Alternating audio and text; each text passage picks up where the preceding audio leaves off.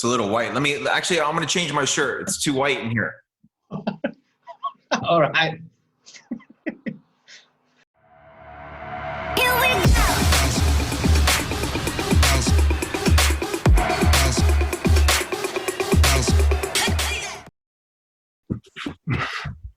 All right, better. Right, we said. Okay, hi guys. Okay, so guys, welcome back to Fight Story. We have a very special guest today, Professor Henry Akins. Hi, Prof. What's How are up, you? guys? I'm awesome. Yeah. So you're staying at home now? Yep, I'm on lockdown. Oh yeah, so you're not going anywhere. Yeah, well, I'm in Las Vegas, so I'm living in Las Vegas now, and they're just starting to open things back up. Oh yeah. So I mean, I've been mostly at home. I try to get out of the house, once or twice a day, and maybe try to do some exercise or go to the park or something like that. But I've mostly been staying home. Oh, okay. So no training yet? Trying to keep the old people safe. No training yet. No, I haven't been doing any training. So I've been actually running, man. I hate running, and I've never been a runner my whole life. And I recently just started running just to do something to kind of stay in shape so I don't go crazy. So do you like it, running? Do I like it? No, I don't like it. But that's why I do it. I mean, it's like a goal for me. I want to become a good runner this year, or be able to start running for distance. And so, yeah, man, I've been trying to run, 3, 4, 5 times a week. So I got a jog to do later after this. So we'll see. Okay. I'll probably try to do a couple miles. All right. So Henry, you're known as the Jiujitsu Super Computer due to your ability to solve jiu-jitsu problems, right? So I think so. does it come from what Rickson taught you, or you just explored more by combining jiu-jitsu and wrestling and other stuff? No, I mean, definitely Rickson, it was a huge influence in that, in just helping me to understand how to break things down. I just spent a lot of time with him when during the time that he was being introduced to new techniques, and guys from Brazil would come with kind of like the latest and greatest, the new stuff that guys were kind of developing and training in Brazil. And back when I started, Jiu-Jitsu was still primarily focused and based in Brazil. There hadn't been a huge kind of like invasion or transition of people and black belts and into the United States. So it was still primarily most of like all the best black belts and everything like that were competing still at the time were still based out of Brazil. So guys would come and they would kind of show Rickson what's the newest development, what's the evolution. And it was kind of cool because I got to see him break down jiu-jitsu and really see him kind of play around with positions and details, and kind of see how he develops his understanding of each position. And so that was a tremendous help for me, just seeing how his mind works and what was important for him to analyze, how he kind of took a look at things. And a lot of times, in a very, very short period of time of being able to look at these new positions or techniques, he would either be able to develop a defense, or even sometimes improve the technique or improve the way it's used or the way it works, just because his understanding and his knowledge of the body and leverage is so incredible. Yeah, was Rickson always like that from the first time you met him? I mean, exploring his techniques, his structures, his body weight. I think so. I think, as long as I've known Rickson, his mind has always been like that. I think that's what makes him so good. I think that's what makes him who he is his understanding of jiu-jitsu and his ability to take even what his father taught him and develop it to a higher level, to improve upon those things, improve upon all of the jiu-jitsu. And you've seen quite a bit of my jiu-jitsu. You've, experienced quite a bit of it. a lot of these subtleties in the basics are developments from him. It's stuff that he taught, the stuff that he details and little adjustments that were taught in the traditional Gracie Jiu-Jitsu with kind of his little flair on it and his little adjustments that make things work so much better. Okay. Did you ever learn from someone else as much as with Rickson? You know what? No, I mean, so I'm not sure how long you've been training, and if you only trained there in Indonesia or not. But the culture was so different back in the United States, especially in the early days. We had this term called creonte, which means traitor in Portuguese, or it was a term that was used to basically label someone as a traitor or someone that was disloyal. And it was a term that was used a lot. And that was something that was really instilled into a lot of people in those early days, is that you do not go and train at other schools. You don't go train at other gyms. You don't go. So there was a huge thing about cross training where, and it was almost like a very, very tribal mindset where you just don't go outside of your own gym and your own team and train with other people. And if you do, you're a traitor.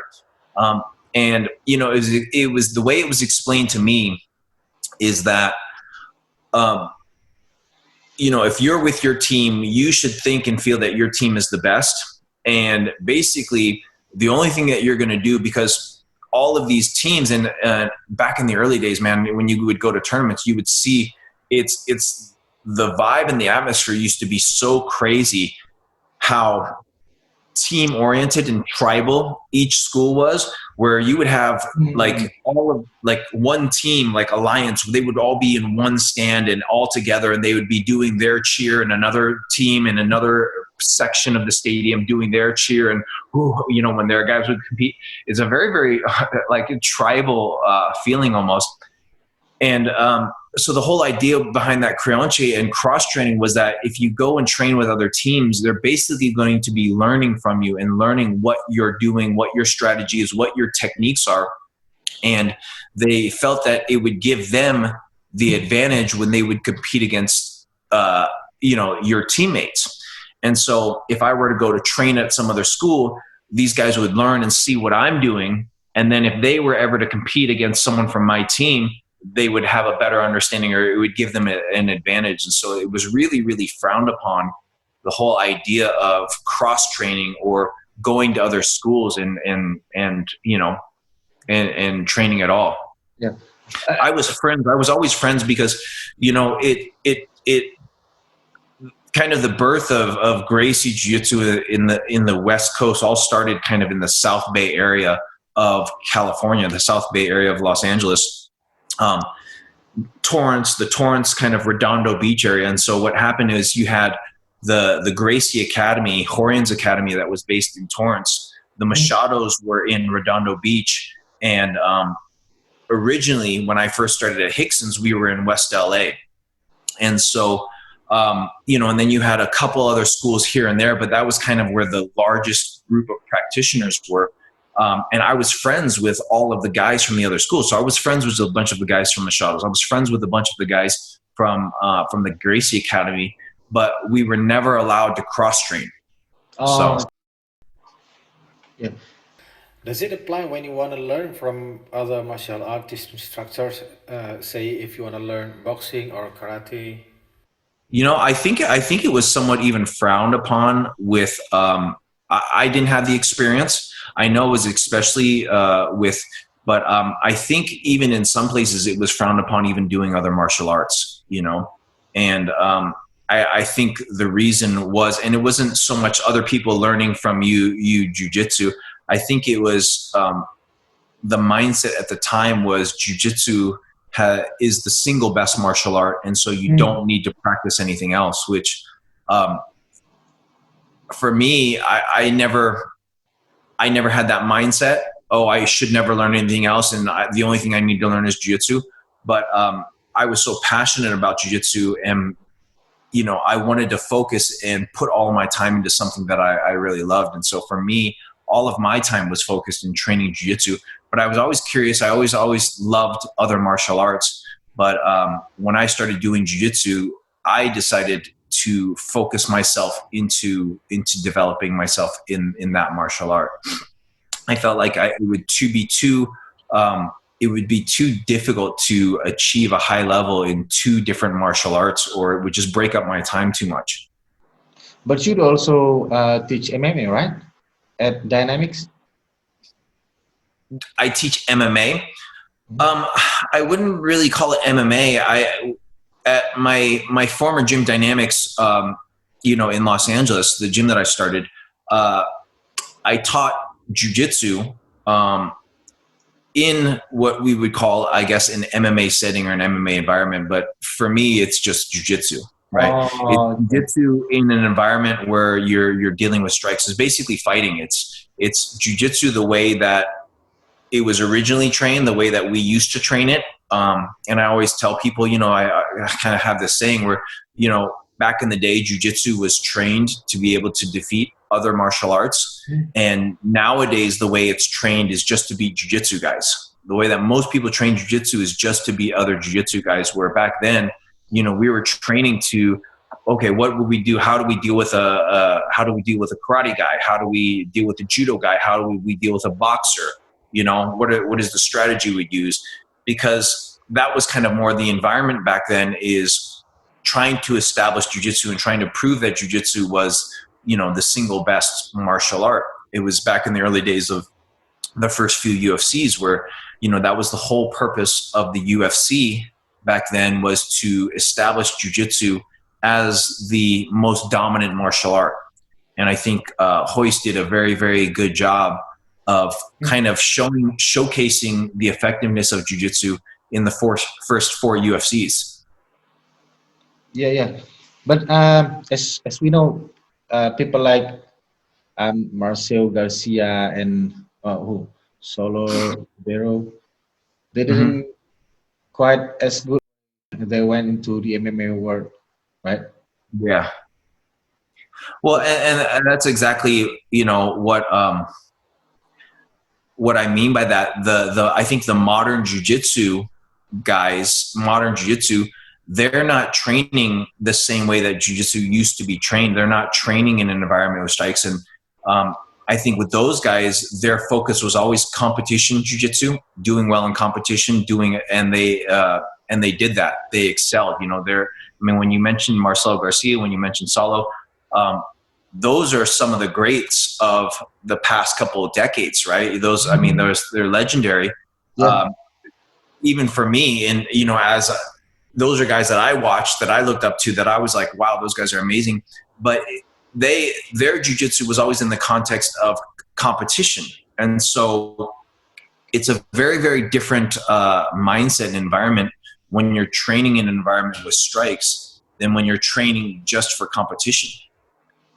And so, and those guys even mention that, when they transitioned into fighting and they transitioned into MMA, they were white belt level. It was like starting all over again. So, but Roger Gracie did pretty well, very well, I think, in the MMA world. Does he cross train with other? Roger did okay. Roger did okay. He didn't. He didn't do amazing. I don't think he had the career that he really wanted to have. He had quite a few struggles when he was fighting in the UFC, and I don't know if that was due to his weight cut or his conditioning or what. But he did okay. I don't think I don't think you could say that he really ever achieved the level like he achieved in the jiu-jitsu competition world. You know what I'm saying? Yeah. So what is really the difference between what you learn and what people like Roger learn? Even Roger mentioned that 30% of the jiu-jitsu that he was training and that he was learning and he was using in competition works in MMA or works for MMA. 30%. And so it's just a very different environment. And so when you're training for fighting, jujitsu for fighting, you don't want to be on the bottom. The main focus is getting on top and staying on top. You have to understand how to use strikes. So most jujitsu guys don't know how to use strikes. So beyond defending from strikes, beyond understanding how to defend from strikes and not get hit, you also have to learn how to use strikes to your advantage and use strikes to set things up, use strikes to create reactions. So just like we do in jiu-jitsu, we'll do a certain attack, expect a reaction, and then use that reaction against the opponent. There's different things that you can do with strikes where you hit someone and you know they're going to flinch, you know they're going to turn that way, you know they're going to move in a certain way, and you can kind of use those things. But that thing, though, understanding people's reactions to strikes and how they're going to react to strikes, and also knowing in each position where your openings to strike and what tool would you use, because as in a fight, we have a lot of tools that we can use to do damage. So you have punches, you have elbows, you have knees, you have kicks, headbutts, if headbutts are allowed. So understanding how to use all those tools. And if you don't, it's like if you've never used those tools before, you can't think that you're just going to go into a fight and know how to use them all of a sudden. So it'd be like me, if I've never boxed before, thinking that, just because I've seen boxing on TV a few times and just because I've seen people box, all of a sudden I'm going to get into a fight and I'm going to know how to control distance. I'm going to know how to use angles. I'm going to know how to throw combinations. I'm going to have the timing to be able to throw combinations and set people up and be able to read people, right? Like boxing, they call boxing the sweet science. Boxing has far fewer techniques than jiu-jitsu, right? They only have, I think, 8 punches or something like that they commonly, right? And so, but it's so complex at the high level. So, and then, when you think about, wow, how complex boxing can be, and you can see the variation in level of boxers, you have some guys like Mayweather, guys like Lomachenko, who are like untouchable. These guys are insane when they box. So you can see a huge disparity in level. And then you think about jiu-jitsu, which is even more complex than that, more techniques. Yeah. And you were once working as a bouncer at the bar, right? Yeah, well, I did that for many years, not just once. I did that for 15 years. So that was something I did in LA, and it was just something that worked really well for my schedule. It worked really well for my training schedule. It was mostly getting paid cash. So that is definitely something, my job and my occupation is definitely something that kind of helped to reinforce the mindset for me that jiu-jitsu has to be for fighting, and I have to be able to use whatever I'm training during the week, whatever I'm focusing on my time and energy, and that if I need to use it, one night to protect myself or to deal with a situation, that it's going to be effective. And so that's something that was always on my mind is, this weekend, if there's a fight, I got to break up a fight and the person's getting aggressive and he's going to start swinging on me or whatever, that my jiu-jitsu is going to be effective. Oh, so you always used jiu-jitsu back then. Oh, but yeah. You don't go to the ground, right? You don't want to go to the ground. No, you don't. For the most part, you don't want to go to the ground in most situations, especially at nightclubs and bars, because of the simple fact, like when I was working at nightclubs, people are constantly dropping their bottles and glasses on the ground, right? So it's dark. People are drinking, they drop their glasses on the ground all the time, or they knock things over all the time. So the ground a lot of times is wet. And there's broken glass all over the ground. So if you start rolling around on the ground, you're going to get cut up. The other thing too is like, people get drunk, and we've seen people urinate inside the clubs just on the ground because there was a line in the bathroom or something like that, a long line in the bathroom, and they couldn't get to the bathroom in time. So they just find a corner or something like that. So, it can be kind of gross. And so, yeah, it's definitely not ideal in those environments, and especially crowded. I worked at a lot of nightclubs and bars where it was really, really crowded. And so there was just no room. There was not the space to be able to go on the ground, and it wouldn't be safe going to the ground anyways, besides the broken glass, because, you're not aware really of who's who and who's your friend or who's an enemy or who is someone that can be an aggressor that's there to hurt you. So it was never kind of a smart choice to take the fight to the ground unless you had a lot of people, like unless I had a team of guys backing me up, you know, and watching my back and make sure no one was jumping in or no one was going to kick me on the head if I went to the ground. Those were the only times really, and you could see the ground beforehand that you know, you would even consider going to the ground. So this can be the answer for the question: can Jiu-Jitsu use multiple attackers? Can it? No. I mean, it depends on what you mean by that question. Because you can use Jiu-Jitsu by standing, right? You don't have to bring the fight to the ground.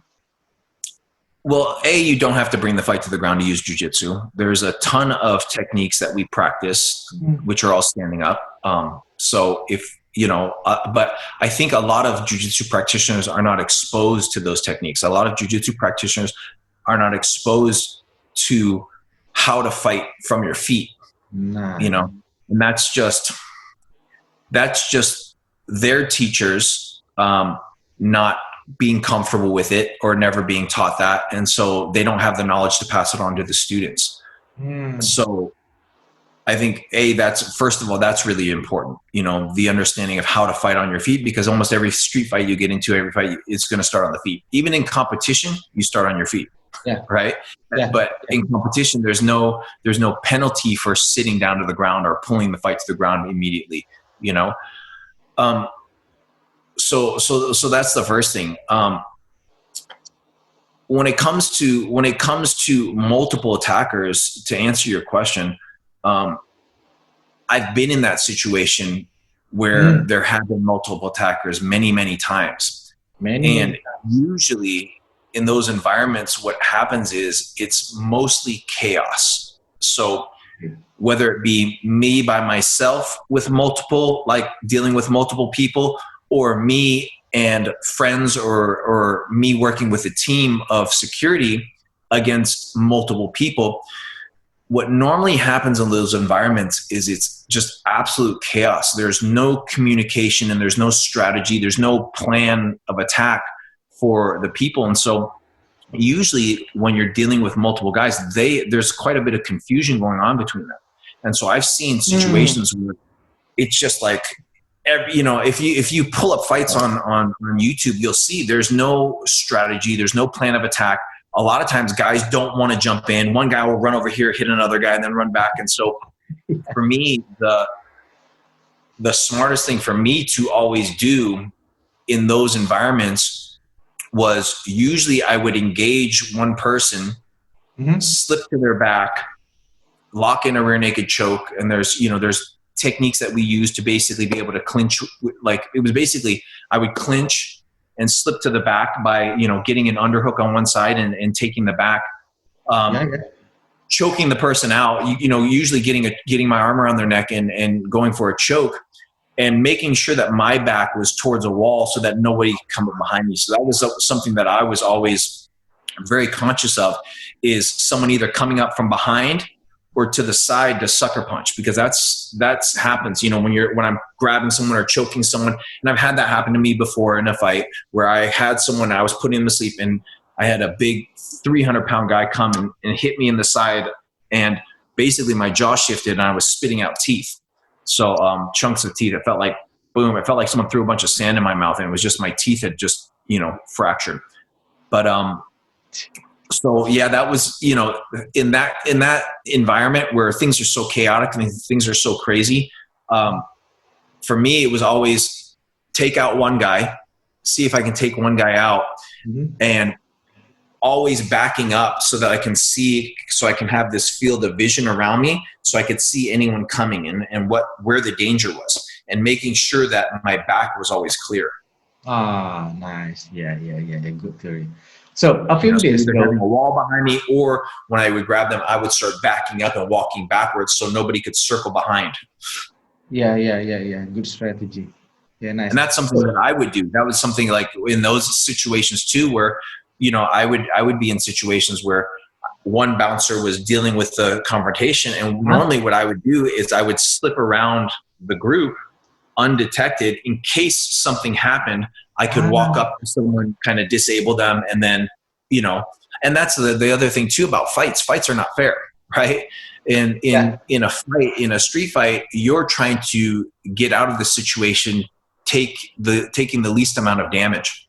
And so that was something that it was always kind of a strategy for me, or something that I would, if I knew there was an aggressive situation that was about to pop off and there was a group of people, I would start to flank them and start to walk around towards the back, try to undetected or act like, do make me a wide loop and just come behind in case something happened. I can just start grabbing people. Now that makes sense. Gotta be sneaky. Yeah. Yeah, a few days ago, I did a podcast with Yuri Amadin. He's a brown belt now under Chris Otter. I just found out from him that Carlos Machado, Roy Harris, and many of the old school guys, they were actually close with Jeet Kune Do. Were you there? Okay. Well, Jeet Kune Do I know Roy Harris has a big background in JKD. Okay.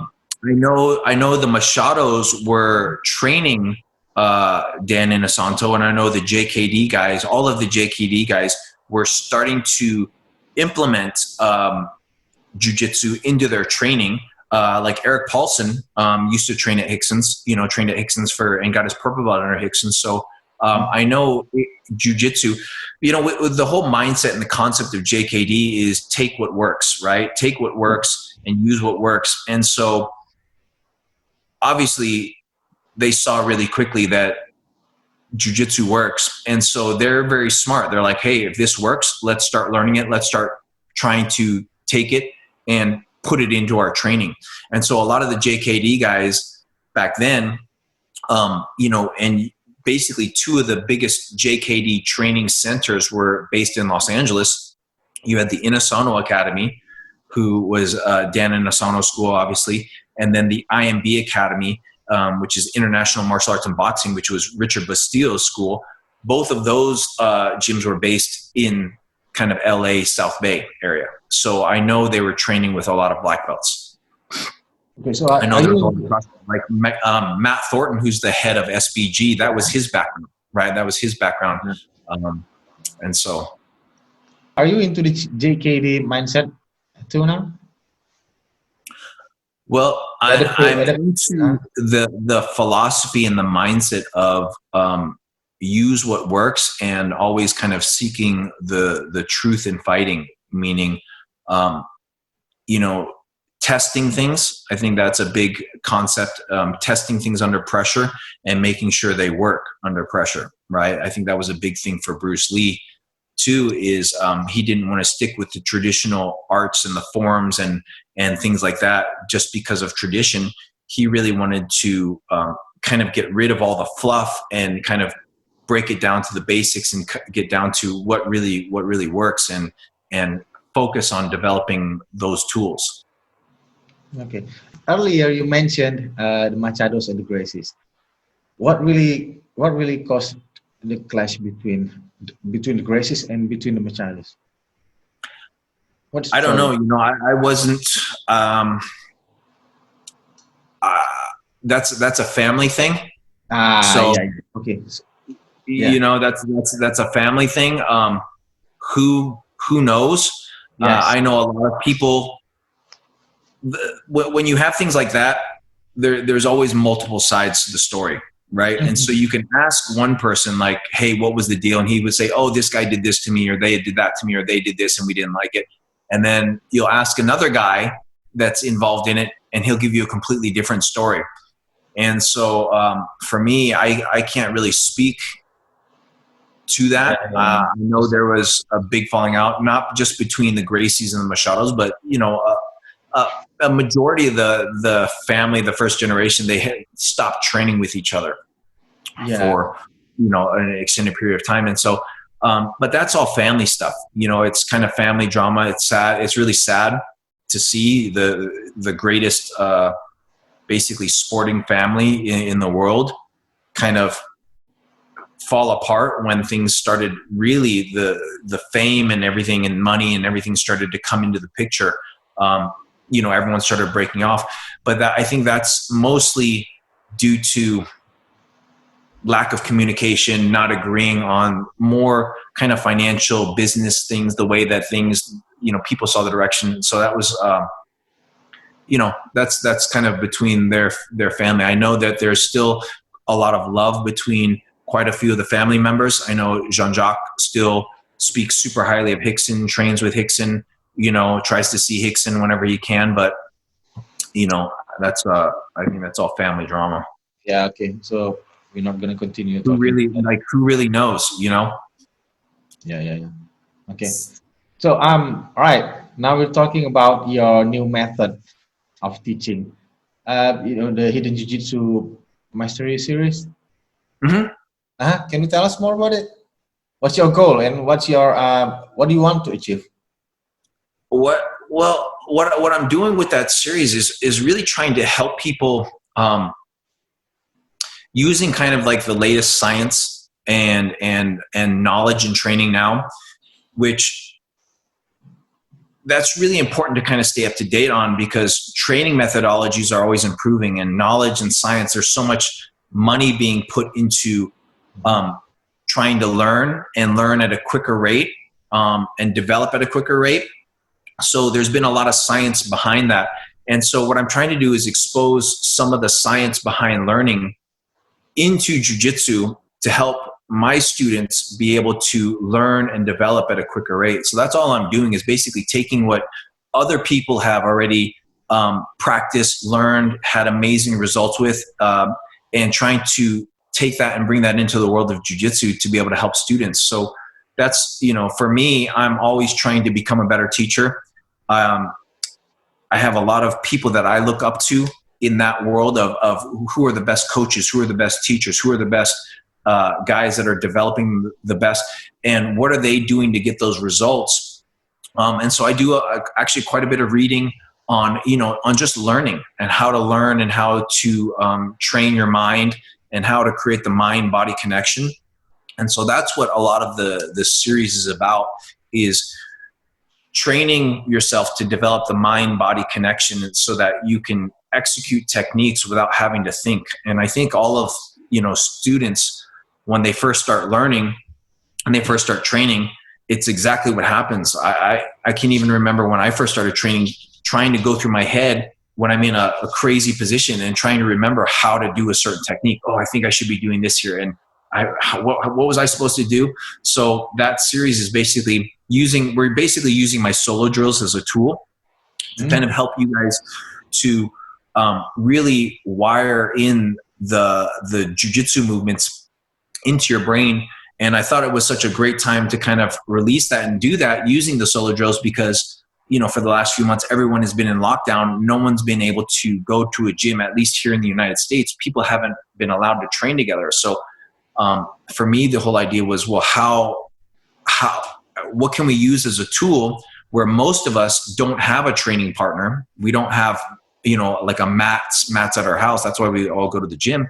What can I do to help people who are in lockdown right now stay sharp with their jiu-jitsu and keep developing and keep improving, and just have something at home where they can still stay involved?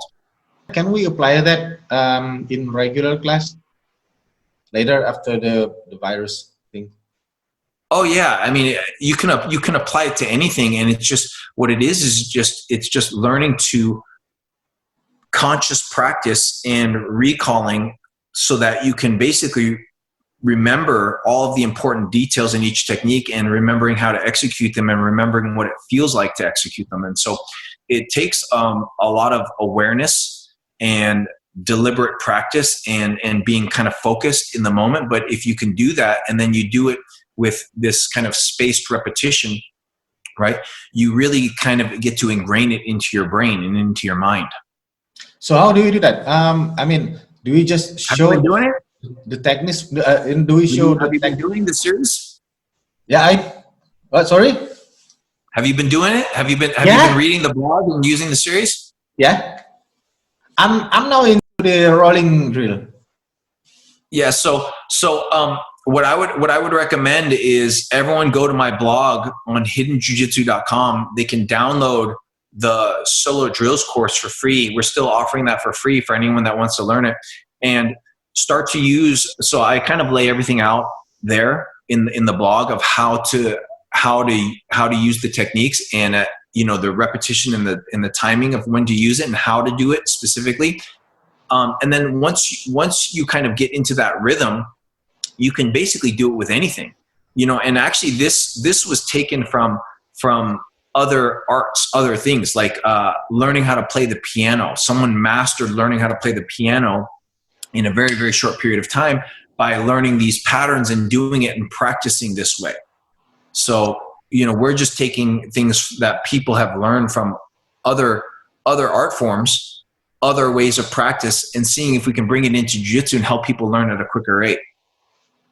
So what do we do between I'm talking about regular class. What do we do between the intervals, the 20 and the 40 minutes intervals?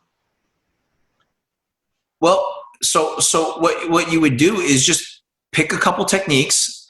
And the reason I'm using the soul drills is because you can do it all by yourself, but pick a technique and see if you can, like, if you went to a class and your instructor taught something, right? Yeah. See if you can recall it in your mind. See if you can execute it, by yourself and just go through that movement, right?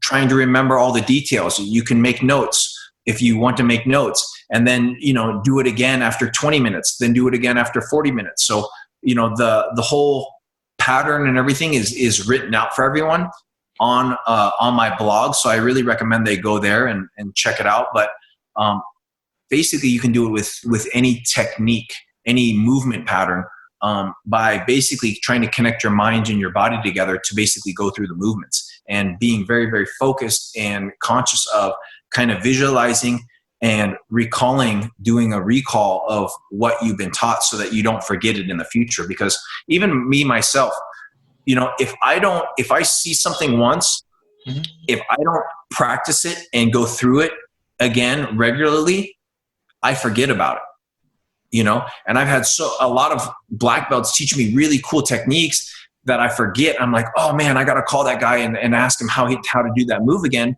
because I didn't take the time, which is a very, very short period of time that you need to do if you follow the program, right? Yeah. I didn't take the time to review it in my mind and go through the movements with my body after I learned it. The first time I learned it, I thought, oh, okay, this is simple enough. I'm just gonna be able to remember it, And that's the thing is, I gravitate towards simple things. So I think, oh, that's simple enough. I'll just be able to remember it, and I end up forgetting it.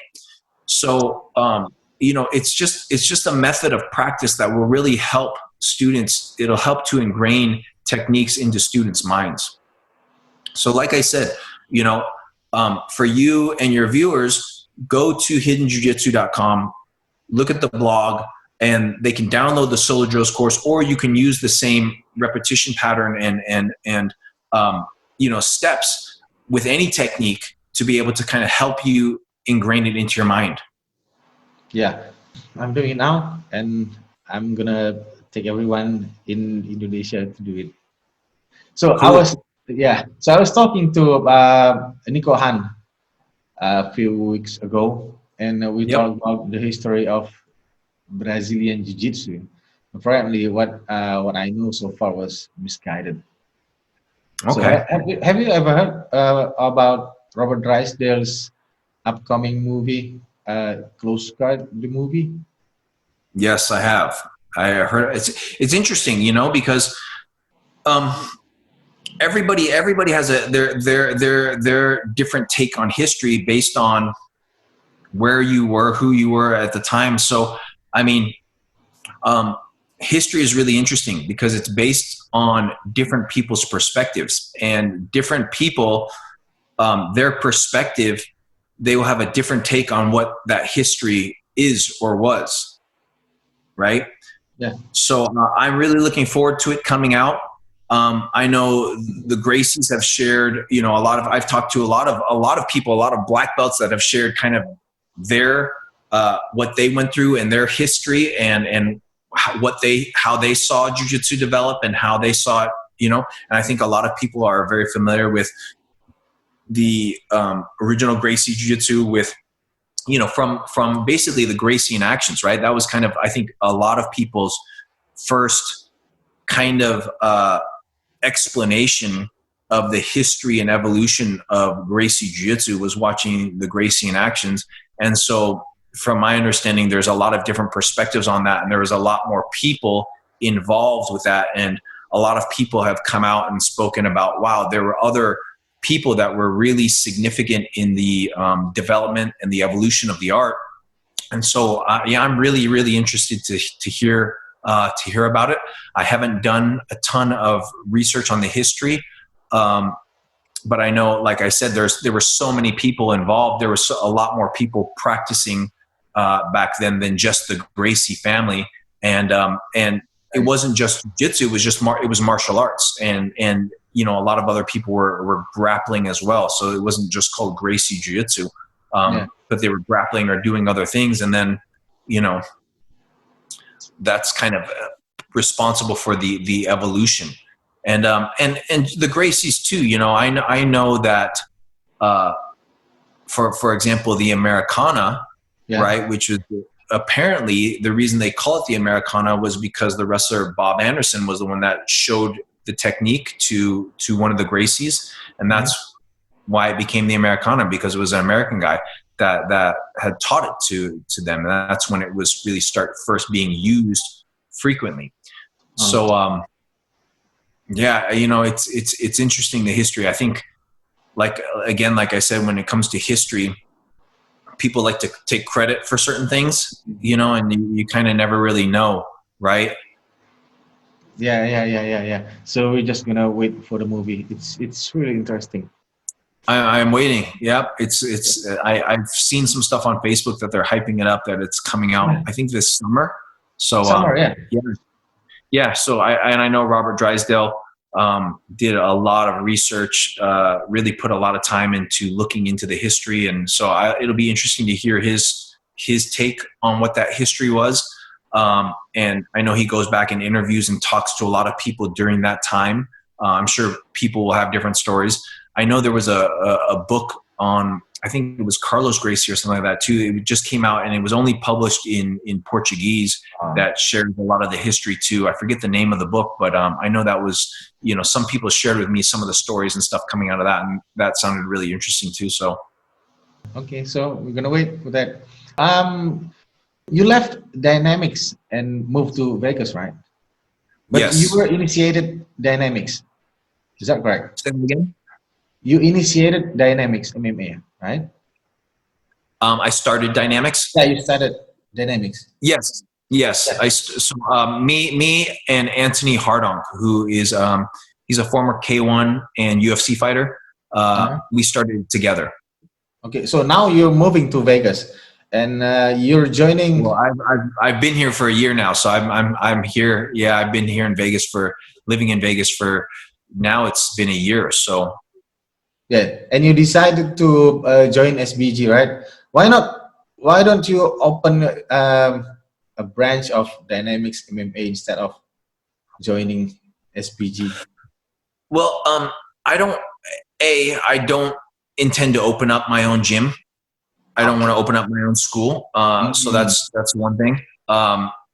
Dynamics was really, really special in the sense that when Anthony and I opened up Dynamics Martial Arts, we had a vision for bringing together extremely high-level martial artists in the different aspects.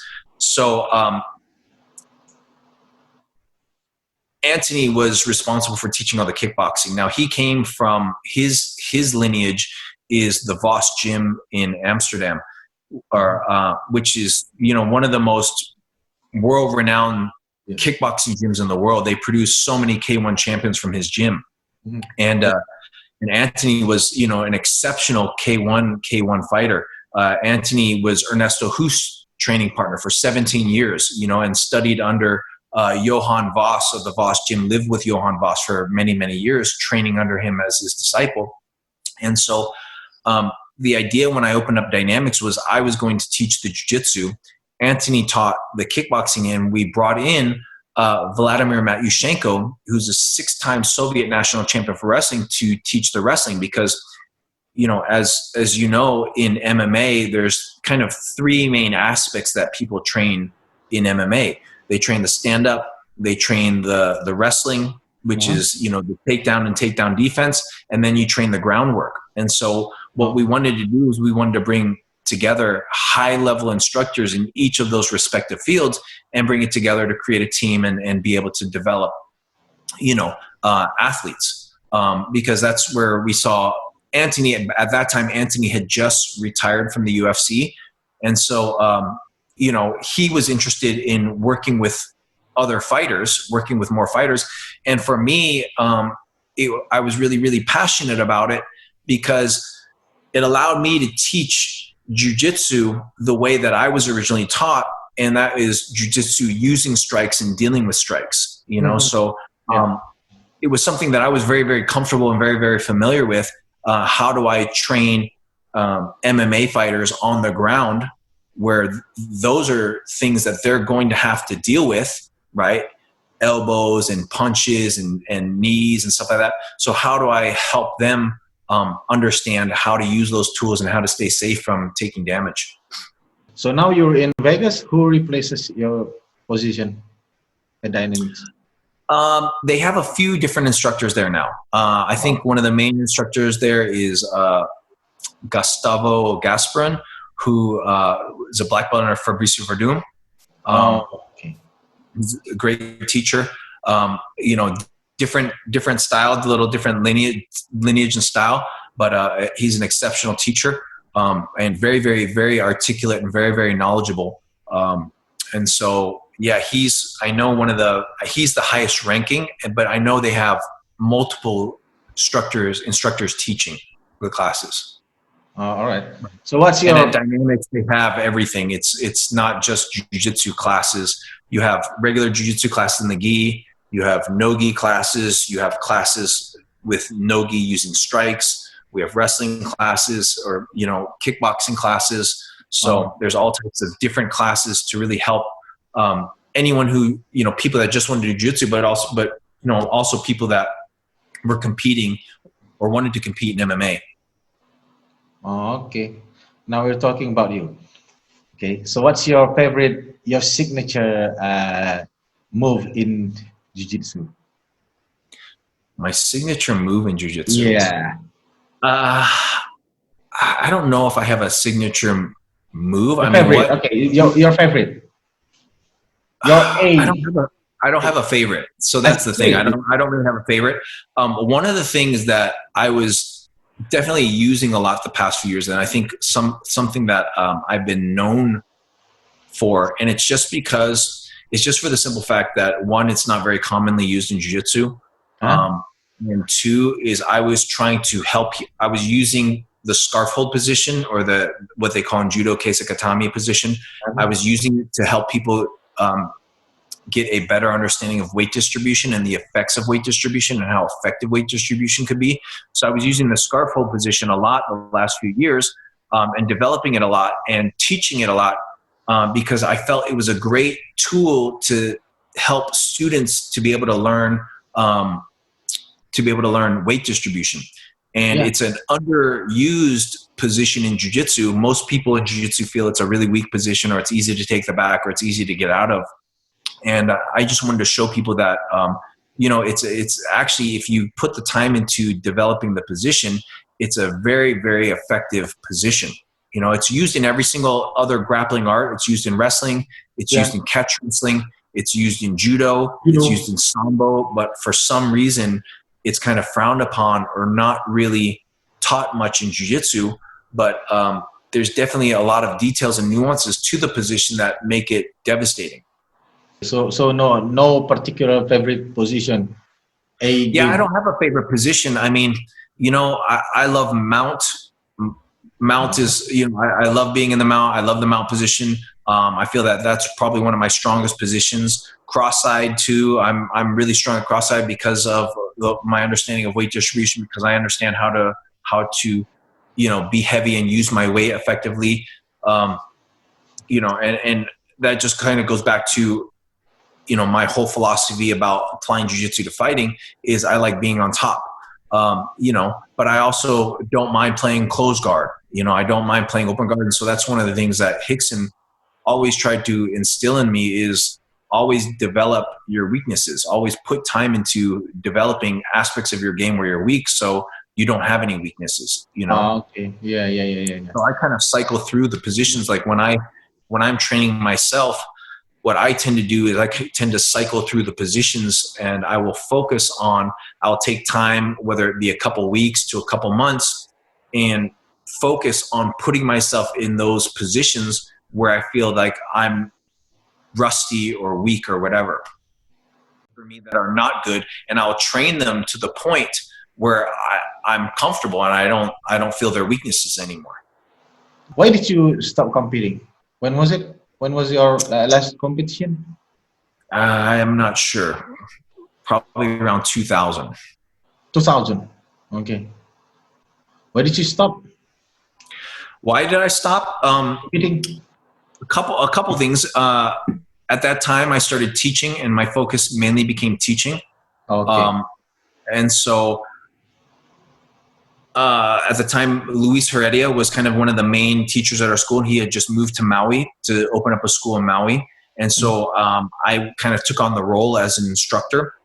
And so, most of my focus then was teaching other students and helping them to get better during the classes. And so, I was teaching so many classes, and when I'm teaching classes, my focus is on the students and not training myself. So my priorities kind of shifted.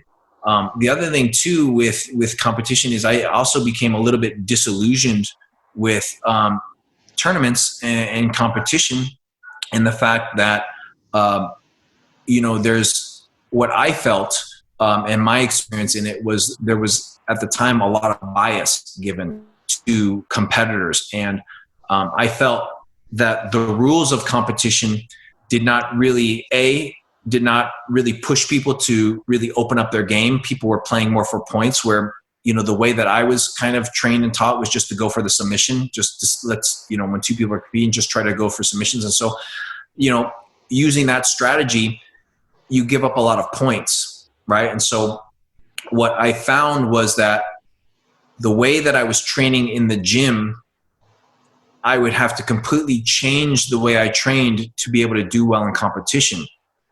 So, meaning, when when I would slap hands with guys on the mat, we weren't thinking about points. We weren't thinking about advantages. We would just roll to see who could tap who out, right? Usually if you have a hard competitive training, it's just you slap hands and let's see who can catch who. And I wasn't thinking about those things that are really, really important for competition. The use of the time, like scoring a couple points and then stalling if you have, or slowing things down if you have only a short period of time left. And so, I kind of wasn't really interested in using those methodologies to train, being more focused and being more aware of the points. For me, it was always about fun, having fun with jiu-jitsu and just rolling for fun and training for fun and doing it. And of course I I love hard trainings, right? But it was always for fun for me. And so the whole idea of like making it now all for points and for this and for that and kind of changing the way I train, which I feel is really unnatural. If you really want to do well in competition, you really have to alter your training methodologies and be much more focused on the time, be much more focused on how to deal with, bursts and understanding how to stall and doing bursts and scoring points. And it's a very different mindset. Yeah. So anyway, what is hidden jiu-jitsu? Is it a concept or a method or a cult or even an association? What is hidden jiu-jitsu? Well, hidden jiu-jitsu is it's really just my my style of jiu-jitsu, I would say.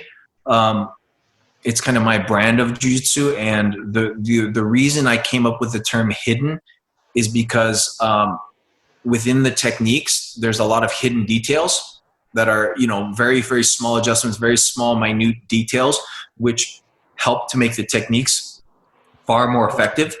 So, and I think you've been kind of learning you've seen a lot of my techniques. You've seen a lot of my jutsu. You've been to one of my camps where I think there's just kind of a lot of details that I do in the basics that are a little bit different than what's commonly taught.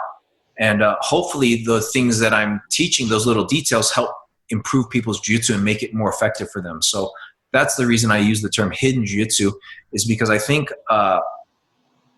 especially with Rickson's style, a lot of what makes his jiu-jitsu so exceptional was a lot of these hidden details that are not taught or not explained or not shown. Yeah, it's so subtle. Yeah, very, very subtle stuff that kind of makes the world a difference. And so, yeah, so I'm so fortunate to train with you, and I'm able to feel it directly. yeah, It's so subtle. You cannot just see it with your. feeling it definitely helps, right? I think that we got to spend some time together when I was there in Indonesia. What was it, 2017, right? And we did the camp at Nico's school. So we got to spend some time together, and I really helped you to be able to feel a lot of the differences in applying things one way versus applying things the other. And hopefully that opened your eyes a little bit to it. The feedback that I've gotten on the material is, by watching the videos, you can definitely learn a lot and get a lot of value out of the videos. Like, there's things that people, but it's never as good as feeling it, right? So feeling it always adds that extra layer and extra level of knowledge and experience of like, oh, wow, that's how it feels. Like, wow, that's crazy. So, but a lot of times, the details, people can pick up the details and watch the videos and see like, okay, wow, that's super different. I try to really be articulate when I teach on the videos, because I know how important it is to explain myself well and to show things on video, the difference in how I'm applying things. So, yeah. Yeah. I know you're a vegetarian, right? Vegetarian. Primarily, yeah. I actually right now I'm kind of back to primarily vegan. So, which means no dairy, no eggs. And I've just played around with diets, the vegan diet for a long time. There was a period of time where I was vegetarian, where I was eating cheese and dairy, and I just, pizza's like my favorite foods. I love pizza. Pizza's one of my favorite foods, and so it's really hard for me to give up dairy. But the last few weeks, I've actually gone back to a much more strict with my diet, and gone back to being vegan, just to see how my body feels and see how. So for the last, I would say probably 5, 6, 7 years, I've just been vegetarian. There's a point of view. I don't know if I'm going to stay that way. For me, it's especially as I'm getting older and my body's changing. I want to see what works best for me, and the diet that I have is not the diet that's best for everyone, right? So I think nutrition is such an individual thing. There's so many nutrition books, and there's so many people that say, oh, you should eat like this, you should eat like this. And I think each individual, I think it's really specific to each individual what works best for you and your body. And that even goes along with the timing of the meals. Some people eat 3 meals a day. Some people don't eat breakfast. Some people do intermittent fasting, or some people only do 1 meal a day. And so for me, it's just me. I'm playing around right now with my diet to see how I feel the best, what makes me feel the best, what helps me to keep a consistent energy level, and what foods that might be. So right now, I've just kind of gone back to being more strictly vegan the last few weeks. But, I'm going to see how that feels, and see how my energy levels are, and see how my body feels on that level, and see what my recovery is like. And then if that's not working, if I feel, I might introduce more animal products into my diet. You don't do the Gracie diet, right? No, I don't. Yeah, That's yeah, the thing. I don't know. With the great, I know the Gracie diet. I know, I'm very familiar with the Gracie diet. The Gracie diet, it's about food combining, yeah. and it's about combining certain foods so that your enzymes, the enzymes in your body, have a much easier time breaking down food, and it's just supposed to help make digestion easier. I'm just not sure if there's a ton of science behind it or not. Based on people with scientific backgrounds, uh, it doesn't seem to be the case. So based on, my friends who have a biology background or a microbiology background or a biochem background, Mm.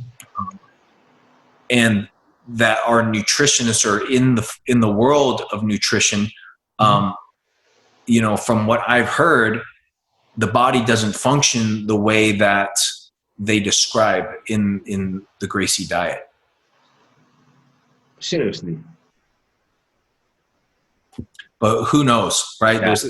That's the problem, is there's a million different books out there. There's a new book, relatively new book by Dr. Gundry, and it's called The Plant Paradox, which I read because I'm super interested. I'm always interested in health and nutrition, where, there's a lot of plants that you should not be eating. And so the whole idea of vegetarian or vegan diet, his idea is that there's a lot of plants that are actually poisonous for you, and that you don't want to eat, and that you don't want to put in your body, and that create,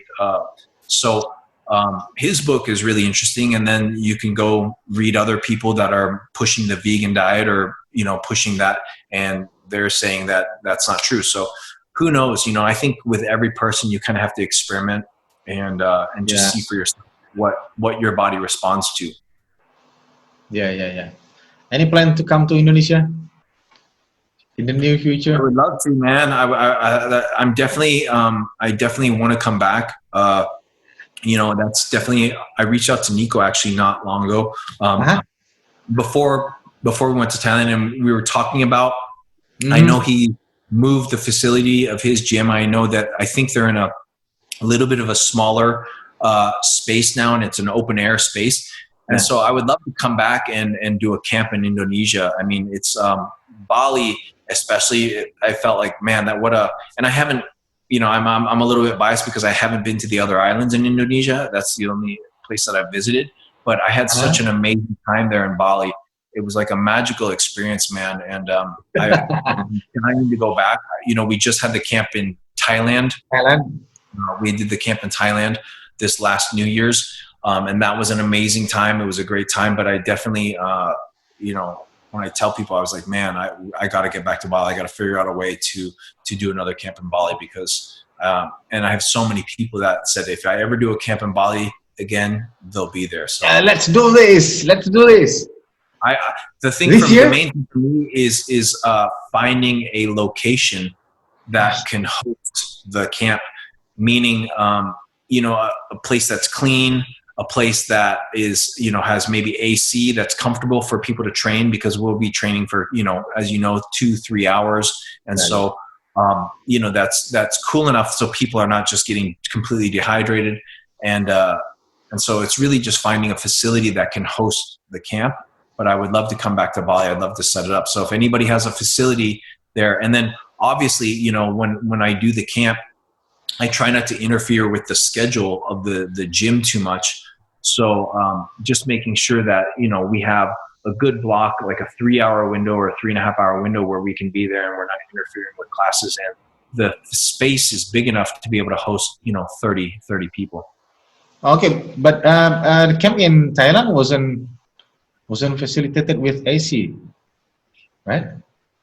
No, we didn't have AC in Thailand, but man, the setup that we had was Oh my, yeah. the facility that we had was insane. It was like we were at the we were just off the beach. We were at the Tiger Muay Thai beachside facility, which is right off the beach on the second floor with the open air. So we had a breeze going through.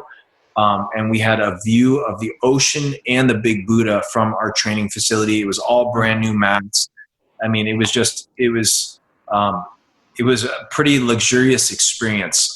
We had people coming to clean the mats every day before. They would show up an hour before we trained to clean the mats. Right after we got off the mats, they would clean the mats. We had a cold plunge set up for us. So every day after training, we had a cold plunge ice bath for everyone who wanted to do the ice bath. We had saunas there at the facility, so people could do saunas. I mean, a pool. So the Thailand camp was pretty. I mean, people really got pampered and treated well. Yeah, I saw the pictures. Yeah. Did you have any plan to make an association? So we're gonna do Thailand again. We're gonna do Thailand again next this coming up New Year's. So we'll be back in Thailand. An association? No, I don't have any plans. And that's one of the reasons why I joined SBG and I'm with SBG.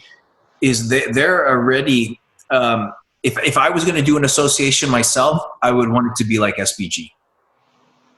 What do you mean? Honestly, if I was going to do an association myself, I would want to model what SBG has done, because what they've done is they've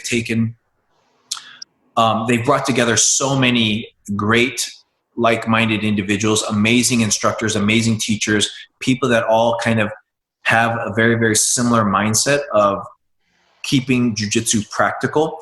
And so that's the reason I decided to align myself with SBG. And I was already so impressed with all of the coaches and all the people that I've met in their organization have been awesome, just really, really awesome individuals, really cool people.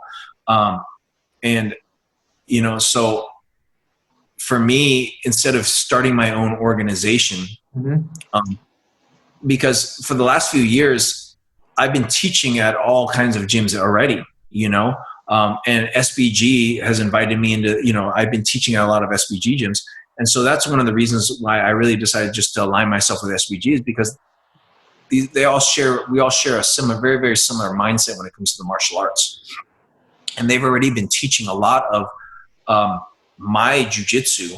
So there's a few guys in SBG that I've known for 5 or 6 years. And so they've already been teaching and sharing a lot of my jiu-jitsu in their schools. And I know a lot of the coaches have been following me for many years and supporting me. And so everything just felt right by joining up with SBG. And I'm super, super proud to be a part of their team. Oh, okay. Yeah. Hopefully the best for everyone, for you. Yeah, man, it's an awesome organization, and I honestly cannot speak highly of the guys in the organization and the team itself, and it really is a very, very tight, well-knit team, and it actually, I've been by myself for so many years, so it actually really feels good being part of something bigger than myself. So of course I'm going to keep Hidden Jiu-Jitsu, and Hidden Jiu-Jitsu is going to continue on, and that's kind of my brand. But when it comes to affiliation, if anybody wants to have any type of affiliation with me, I would suggest they reach out to SBG, because that's where my loyalty, and that's where I feel my team is now. I'm with SBG, and so if anybody wants to be able to kind of be on board or be a part of my team, then contact SBG. All right. Thank you very much for the info.